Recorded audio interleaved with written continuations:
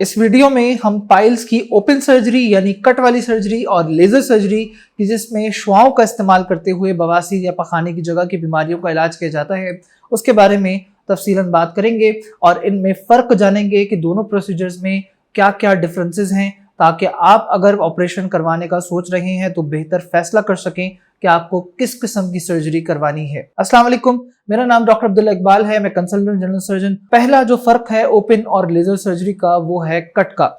Laser procedure की जो खूबसूरती है वो यही है कि इसमें किसी किस्म का कोई कट नहीं दिया जाता और इसके जरिए जो इलाज है वो हम मुकम्मल तौर पे सिर्फ लेजर या शुआओं के जरिए करते हैं। फिर चाहे हम ये प्रोसीजर बवासीर के लिए करें या फिशर के लिए या फिर हम ये सर्जरी फिस्टुला के लिए करें, हम इसमें से किसी किस्म का चीरा या कट नहीं देते। जबकि ओपन सर्जरी में चाहे हम कोई भी प्रोसीजर करें कट तो आता है। बवासीर के ऑपरेशन में पॉटी के इर्द गिर्द अमूमन 3 कट्स आते हैं, फिस्टुला की सर्जरी में एक मगर बड़ा कट आता है और फिशर की सर्जरी में एक मगर छोटा कट आता है which is around 1 to 1.5 centimetre.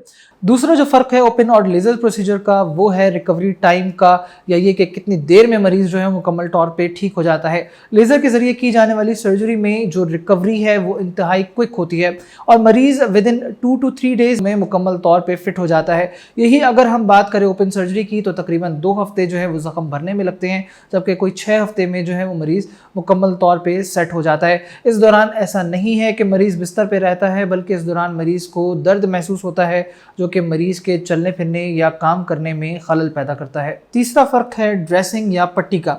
चूंकि लेजर प्रोसीजर में कोई कट नहीं होता इसलिए मरीज को ड्रेसिंग या पट्टी करने की कोई ज़रूरत नहीं पड़ती। अलबत्ता पॉटी करने के बाद मरीज के लिए ज़रूरी होता है कि वो प्रॉपर सिट्स बात ले, यानी पानी में बैठे और पानी में बैठने के बाद स्टेराइल गॉज पीस से अच्छी तरह सफाई करे। इसकी निस्बत ओपन सर्जरी में चूंकि ज़ख़म होता है और अक्सर गहरा होता है, ख़ासतौर पे फिस्टुला के मरीज़ों में, तो ऐसे मरीज़ों में हम ड्रेसिंग का जो है वो मशवरा देते हैं कि प्रॉपर्ली ज़ख़म की पट्टी करें और सफाई का ख्याल रखें और सिट्स बाद यानी कि पानी में ज़रूर बैठें। चौथा जो डिफरेंस है वो ये है कि लेज़र से इलाज की सूरत में जो बवासीर के मरीज़ हैं उनमें पहले 1 से 2 हफ्ते में हल्की फुल्की ब्लीडिंग या चंद खून के कतरे जो हैं वो आ सकते हैं और फिस्टुला के मरीज चंद दिन के लिए जो है वो गुलाबी पानी आता है which is nothing but serous blood, जो कि पहले 10 दिन या कुछ मरीजों को फॉर 2 to 3 वीक्स या 2-3 हफ्तों तक भी आ सकता है। अगर हम ओपन सर्जरी की बात करें तो ब्लीडिंग बवासीर की सर्जरी की सूरत में जो है वो 2 से 3 हफ्ते तक बहुत ज़्यादा क्वांटिटी में हो सकती है, जबकि फिस्टुला में it can take up to 6 weeks यानी 6 हफ्ते तक भी मरीज को हल्का हल्का खून जो है वो आ सकता है विच इज़ नॉर्मल। पांचवा जो डिफरेंस है और जिसके बारे में हर मरीज जानना चाहता है वो है कि किस में दर्द ज़्यादा है और किस प्रोसीजर में जो है वो दर्द कम है।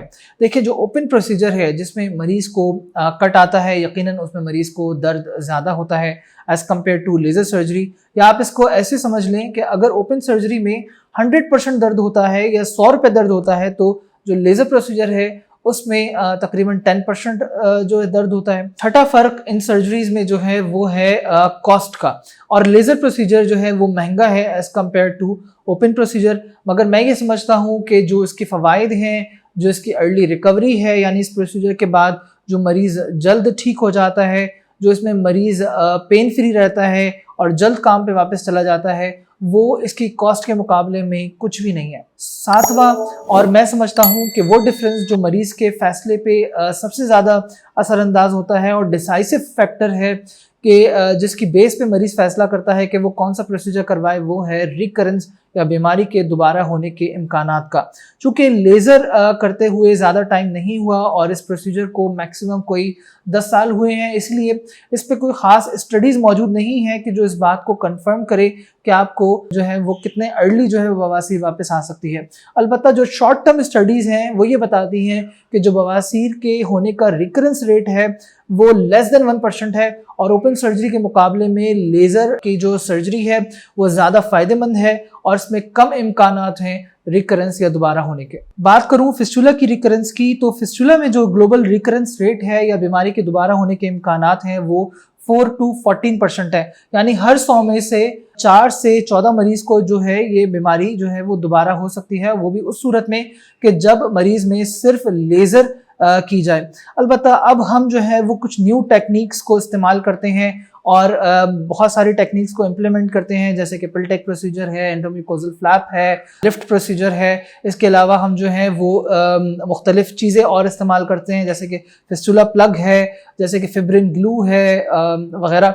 और इसके बाद जो हमने जो रिकरेंस रेट जो अचीव किया है वो लेस देन 1% है, यानी कि जो रिकरेंस होने के इम्कानात हैं वो 1% से भी कम हो गए हैं। 8वां जो फ़र्क है वो है हॉस्पिटल स्टे का, यानी कि ऑपरेशन के बाद आपको कितनी देर अस्पताल में रहना होगा।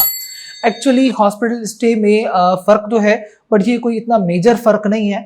लेज़र के बाद यूजुअली मरीज़ का जो हॉस्पिटल स्टे है वो 8 आवर्स होता है, जबकि जो ओपन सर्जरी है उसमें हॉस्पिटल स्टे करीब कोई 22 घंटे के करीब होता है। यानी दोनों सूरतों में हम जो पेशेंट को विद इन अ डे जो है वो डिस्चार्ज कर देते हैं। मुझे उम्मीद है कि आपको आज की वीडियो ज़रूर पसंद आई होगी।